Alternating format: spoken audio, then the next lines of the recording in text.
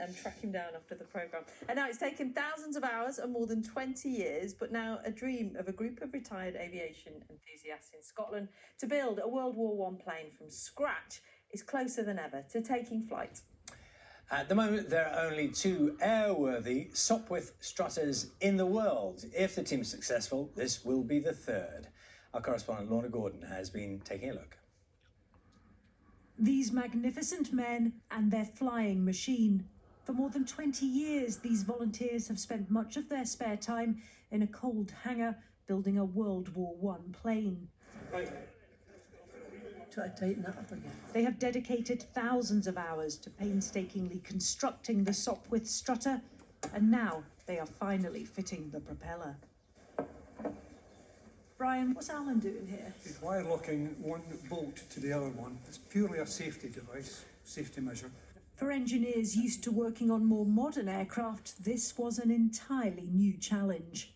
It's completely different. Wood and canvas, which I knew nothing about, obviously, but we're getting there. Do you guys have a laugh? Oh, every day we talk to each other and get into each other. That's it. It's all part of this thing, yeah. Yeah. It's fun. Oh, of course it is. It's great fun. It has to be. Great fun and great friends. Yes. If you could switch on the power, please. As the plane was being built, friendships were too. There seems to be a great group of guys here as well. How do you think that'll work? Definitely. I mean, unfortunately, some of them passed away in the interim, who were, again, really dedicated chaps, and we always keep them in mind. It's a bittersweet time. Happy Absolutely. memories as well. Yes. Oh, yes. Oh, we always give them credit for what they did. You know, it was quite I get quite emotional when I think about it, to be honest. This is not a museum piece. They want to fly it eventually, which means wheeling it out into the winter sunshine for a crucial test of its new propeller and engine. That's good. That's good. This is massive because the manpower to build something like this is enormous. It's a modern engine, but the rest of it is built exactly to the drawings, using the same tools, same principles. It was made with hacksaws and files and planes, and it uses the same nuts and bolts and the same cables. So we haven't changed anything. Checks done, the engine is started. The aim to reach full power for the first time. If they do, they'll go ahead and fit the wings. There are only 2 airworthy Sopwith Strutters in the world.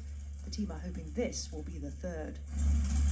Very exciting. It's, you know, so many people put so many hours into it.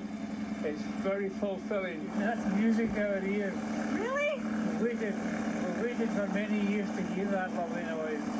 Purring beautifully. Just a beautiful sound, beautiful sound. Lovely to see, lovely to hear. These aviation enthusiasts have already started building a second aircraft and are hoping to attract a younger generation to their work. First, though, this long labour of love will finally take to the air. They're hoping that will happen within the next few months. Gordon Borden, BBC News, East Lothian. What a moment that will be for the team. Would you fancy hopping on board? Yes. Once they have wings? Yes, with wings is my preference. Yeah. Yeah. A detail. So 8:49 the time.